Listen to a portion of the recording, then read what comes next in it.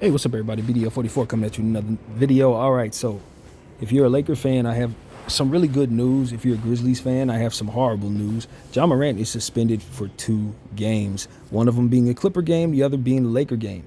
Pending the investigation in regards to an IG live that he, was seen holding something that looked like a gun.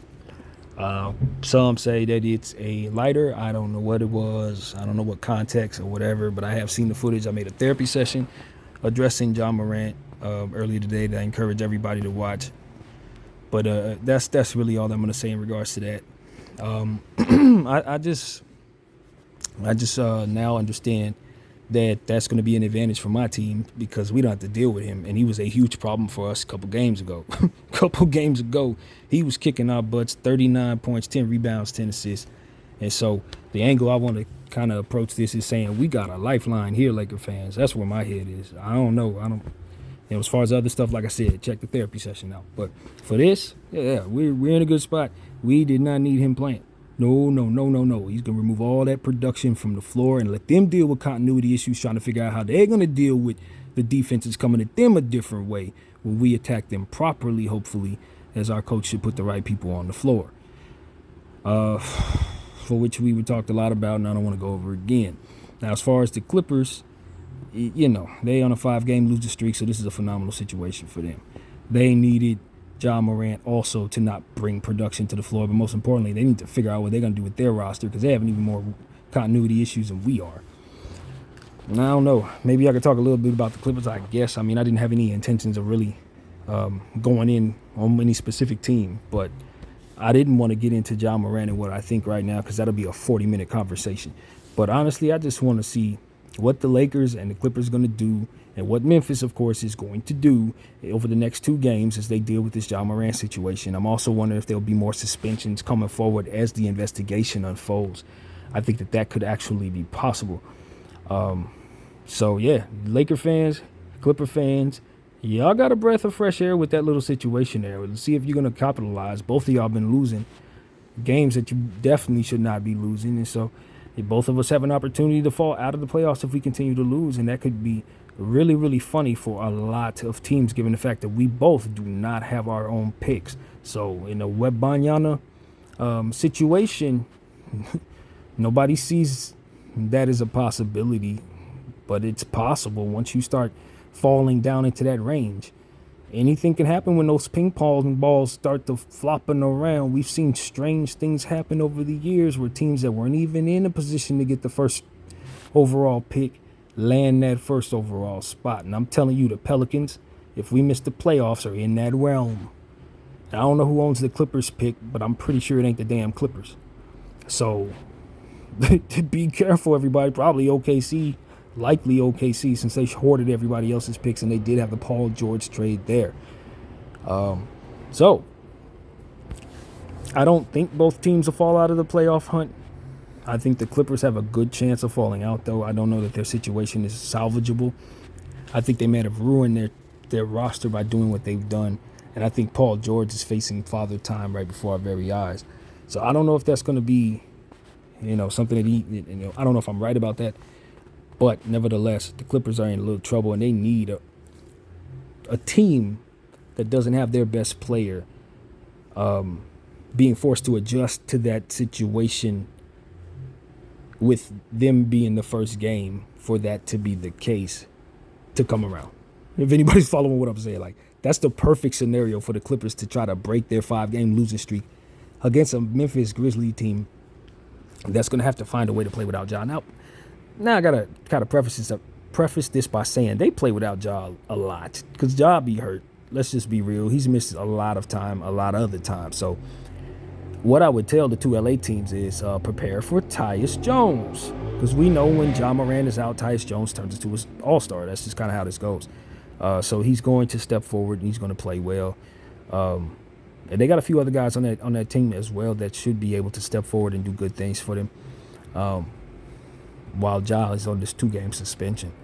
But these are 2 key games that Ja's team would like not to lose. The Sacramento Kings have been winning games left and right.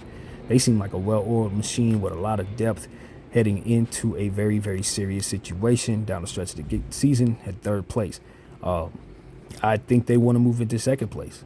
I think they would love to move into second place, and I think they're capable of doing so if Memphis is going to be missing Ja for an extended period of time. They're already missing Steven Adams down there in Memphis as well. And this means that the more players that are missing, the more you're leaning on players, thus opening yourself up for more potential injuries, which is something the Lakers are facing as well. So these are the type of situations that you just hope that over the course of the next two games, if you're the Memphis Grizzlies, that you can just get through those two games healthy, unscathed, and of course, if you want to win them. So that's y'all point of view. For the Lakers, the Clippers, obviously y'all need to win these games as well. We need to win these games. No question, taking advantage of a missing Ja Morant should be the only thing we're thinking about. Tyus Jones and how best to offset more attacking energy from a guy like Brandon Clark. He'll get more minutes. A guy like, obviously Dylan Brooks is going to be extremely important. The focal point of the entire thing will likely, on their offensive end, will likely be Desmond Bane and his ability to stretch the floor and his ability to also use his big size to get in the paint at times. So, Memphis is still obviously a deadly team. Jaren Jackson is going to utilize his ability to block shots. They're not going to lose anything there. So, it's just two games. He's not hurt, so that helps them. But, you gotta hate this if you're Ja Morant. This is your L.A. road trip, bro. Your Los Angeles road trip. You're one of the biggest stars in all the NBA. This is an opportunity. You're playing against the Lakers and the Clippers in Staples. Or Crypto. I wish they would change it back to Staples so we can stop having this issue. But nevertheless, you are not going to play in those games. This is the same way I felt about potentially LeBron James and the New York thing. I was like, they left New York and Brooklyn to be our back-to-back games. Bron likely doesn't play in back-to-backs. They missed an opportunity to assure that he played in both games, and he didn't play in both games. This is a situation where Ja Morant and his brand, the last thing you want is to not be able to play against the L.A. market in back-to-back games. You're suspended for both L.A. markets? I don't think his sponsor's going to be pleased about this at all. At all. That's one of the main things they're paying for.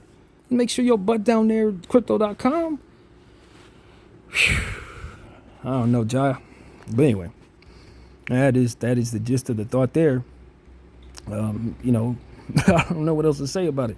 As a Laker fan, you're just excited about an opportunity that a team can kind of dumb it down as you're facing injury so that you have a chance. Same thing I felt about SGA missing the OKC game. I thought that was why we ultimately won. I think if he was down there to give us his production, we'd probably lose that game too. So this is excellent. This is exactly what the Lakers need. It's just like everybody who lost yesterday for the Lakers. I think it was the Pelicans and who else? Utah lost. A few other teams that we definitely needed to lose lost. While we lost, so we didn't lose any ground despite not gaining any. So everything's falling into place for the Lakers to have another blessed opportunity to keep their playoff hopes alive with Ja Morant and all his superstardom removed from the situation. We should be able to match up much better against the Memphis Grizzlies than we ever would have thought was possible. So what a blessing for us, what a curse for Memphis. And, I don't care nothing about the Clippers. Honestly, I don't. But it is what it is, man. That is pretty much the gist of what I had to say. PDF 44. I thank you all for watching. I'm out.